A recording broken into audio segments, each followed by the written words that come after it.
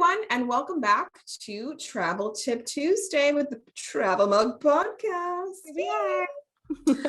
So this week I wanted to talk about something that I know Jen and I both do and has really been helpful, and that is joining travel pages such as those on Facebook, which center around upcoming destinations that you might have in mind. Now, I do want to preface this by saying, of course, there's a lot of issues with Facebook as a whole, but just like the internet, there are upsides to Facebook. And this is one I have found really useful are these travel pages. So there's some groups, and I don't know if you found this, Jen, but that are more sort of pics and destination info only, but I try to find the ones that have a great administrator who keep a tight rein on the content, meaning there's no spam, and also that kind of has engaging group members who share tips and tricks and ask each other a lot of questions. That's where I find I learn the most. Now, I was in a Germany one and it was just mostly, look at this beautiful picture. Well, that's lovely, but I probably want a bit more information. And that's where kind of trial and error comes. The great thing about joining a group is you can leave it just as quickly. But before you find a group, you probably are going to have to look around a bit, but it can really help in your planning. So tips of places you may not have heard of.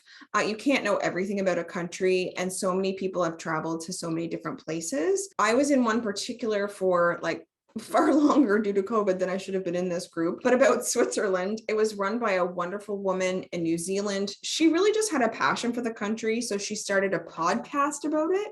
And then she started a Facebook page, and she was very engaged, kept things very focused. And because of this, the people that joined also were the same because she really sort of kept up with the content. The group helped me discover new destinations. I bought a travel pass for the Alps based on recommendations from the groups. I knew I'd be fine to sort of not really have cash and just use a credit card based on what people were talking about. So those are really helpful tips that I was able to get from that group. Upcoming, we're contemplating Bulgaria. So I've been searching for the right group for me on Facebook as well to sort of get some tips and tricks for there. But I really can't say enough that if you find the right group, it can really help impact positively on your trip. I know we've talked about this briefly, so you've had this experience before as well. For sure. And I find that the best groups that I've been in have been run by travel bloggers who are specific to like the area. They just tend to run like a tighter ship than like some random person in my experience. I do love them, and I'm in several kind of general travel groups. One's called Girls Love Travel. It's absolutely massive, and a lot of people asking just kind of like general travel questions or more specific travel questions. I'm in one for food allergies as well, which I find really helpful. But also when you're in a specific destination, you can get like restaurant recommendations, which we did for Scotland. The one I was in for Scotland was really, really helpful, run by a travel blogger who's great, the Wayfaring Kiwi. She's doing too. I'm also in Disney, a ton of Disney travel groups. Some of them are more on topic than others, I guess you could say. But good for general like questions and advice. I find these groups are really, really good for like boots on the ground type, like people who either live there or were recently there, and you can get a lot of good tips, whereas some of the information on the internet might be a bit outdated, and especially where things have been changing so much over the last couple of years. It's just really helpful to have someone's like real life experience that was recent.